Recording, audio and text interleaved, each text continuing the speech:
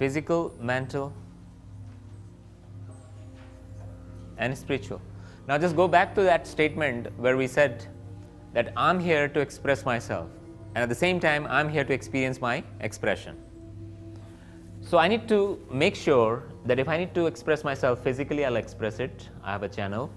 When I need to express myself mentally, I'll express it, I have a channel. When I need to express myself spiritually, I have the channel, I can express it. So physical energy travels into a channel called Pingala. So this is a term which comes from yogic hypothesis. Pingala. Mental energy travels into a channel called Ida, and spiritual energy travels into a channel called Shushumana, or these channels are known as nadis. So channel of energy known as nadis. Some of the scriptures, some of the traditional texts, when they talk about nadis, they say these are the three major nadis, but the diversion of these nadis, these three major nadi, is as much as 72,000 within this human organism.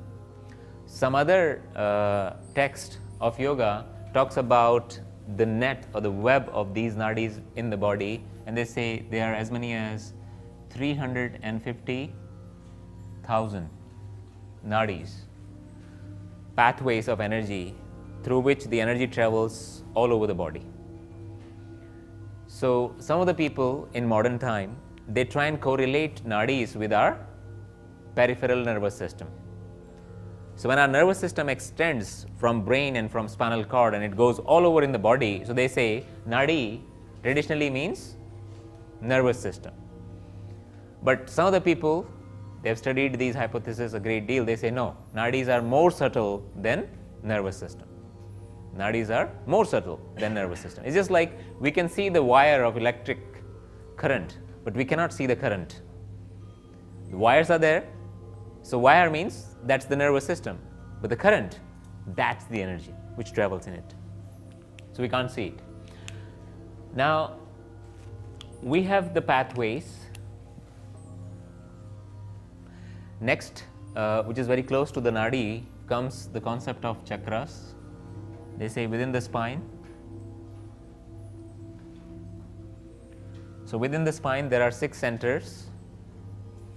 Ida and Pingala originates from Mooladhara, and they crisscross these chakras,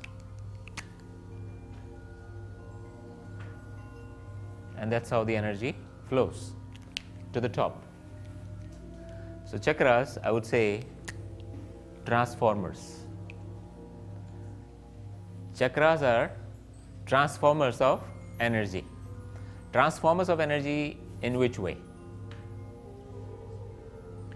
People say in the hypothesis that this is the center of energy, and then from here on the energy moves upward. So this is the place where Kundalini is. Base chakra. Kundalini is also known to us as Shakti.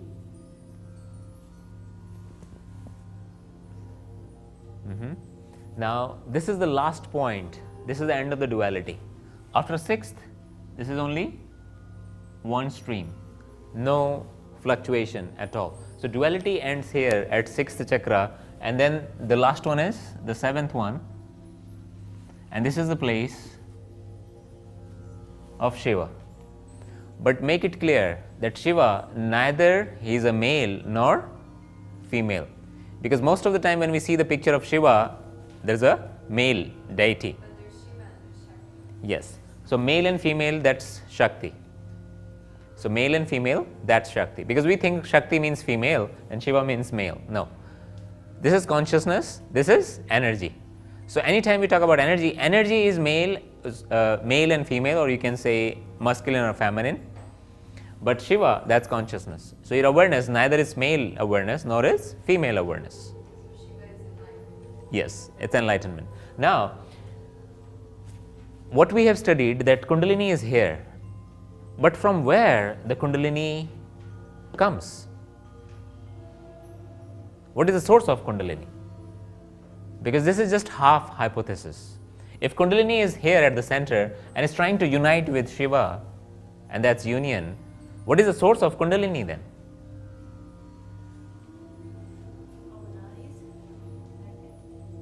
Yes. So I would say the source of Kundalini is again Shiva. So before ascension, there is a descension of Kundalini. Before ascension, there is a descension of Kundalini. So before this, there is this. So Kundalini comes down first. Did you remember? Consciousness, then energy, then space, then air. So you can relate every chakra with their specific element. So the element which corresponds to the base chakra is earth. Element which corresponds to the second chakra is water. The element which corresponds to the third one is fire. Fourth one, air. Fifth one, space. Sixth one, mind. That means the individual consciousness. And seventh one is universal consciousness. So earth element corresponds to the very first chakra, second chakra water, third fire, fourth air, fifth space, mind, and then consciousness. So when I was talking about the manifestation, so consciousness to mind, that means the grossification of consciousness. From mind to space, grossification of mind.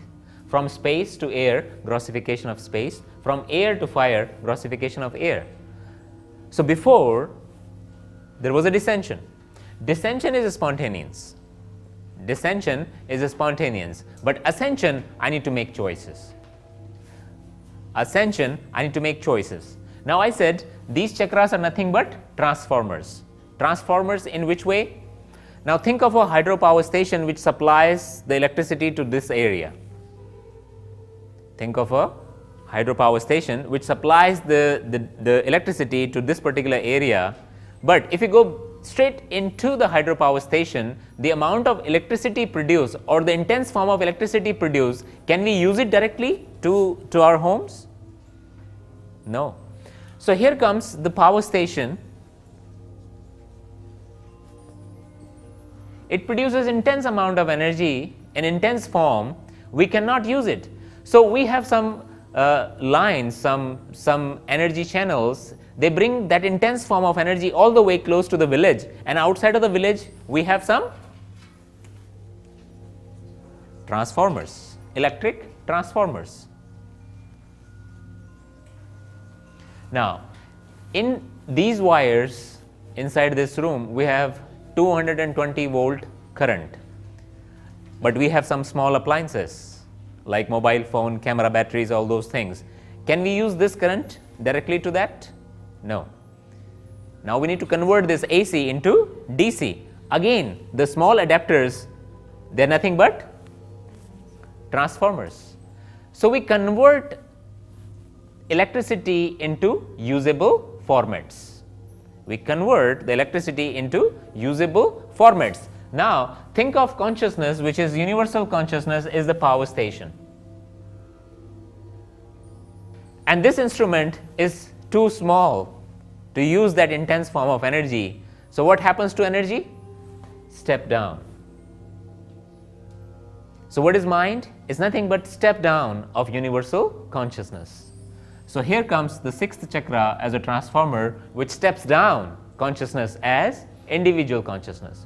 Further step down, again a transformer, again a transformer. So step down, step down, step down, step down. Ultimately, it appears as matter, earth. This is called descension. Now, what happens once the Kundalini has reached to this place, Mooladhara? What next? Is it going to go upward on its own? Okay, now think of this, or think of organism as a glass. and think of these chakras as the hole in the glass. Now pour the water from the top. What's going to happen? It leaks. So these chakras are actually the leakage point. These chakras are actually the leakage point. So what happens? Energy comes down, and then from here I leak it. Not just from here, but I leak it from here also. And because of that, it seems like these chakras from here, top, they're not open. Because these two are heavily open. So when the Kundalini comes down, I discharge that energy outside. And here comes the role of Bandha. I was talking about it one day. Bandha means what? Creation of dam. So I hold this energy, I hold this overflow here, and then what happens? The level goes up. Once I cross this center, that means now we are talking about the Kundalini ascension. Here comes the time that you do Bandha practices, not just physically but mentally, and you have helped your ascension of Kundalini to reach to this place, and now you allow free and open all the windows.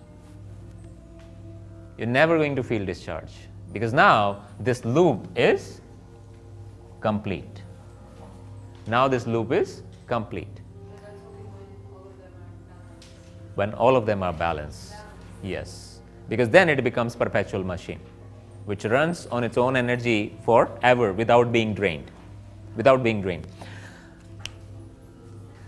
We have used these chakras for step down. We have used these chakras for the step down of Kundalini. Yoga practice is all about using them for step up. We need to convert this form of energy into this form of energy, and we have the ability to these transformers, which we know them as chakras. Not only they are able to step down the energy, they can also step up the energy. So whoever has got the regulation over these centers, and these centers are not just physical. These centers are not just physical. Because anytime we talk about chakras, we refer to the spine. But the question comes, are they in the spine? So where are they then? Yes, so we talk about the chakras within the spine. But think about that the chakras are not in the spine, they are in the brain. Every part of my body has a corresponding center in the brain. But I cannot stimulate the brain directly. I cannot stimulate the brain directly. So when I stimulate this particular area of my spine, I stimulate a corresponding center in the brain. When I stimulate this area of my spine, I stimulate a corresponding center in the brain. So chakras are actually in the brain. The centers in the spine, they are just switches. They are just switches. But here comes the next question. And the next question is, are they in the brain or in the mind? And then where and then where is mind? And then where is mind? Because the centers in the brain, or brain in itself, is just an instrument for the mind to execute itself. It's not that the brain gives rise to the mind. It's other way around. Brain is one of the physical expression of our mind. So the chakras are not, neither they are in the spine nor they are in the brain, they are in the mind. And where is the mind? Whole of the existence is our mind, or within the mind.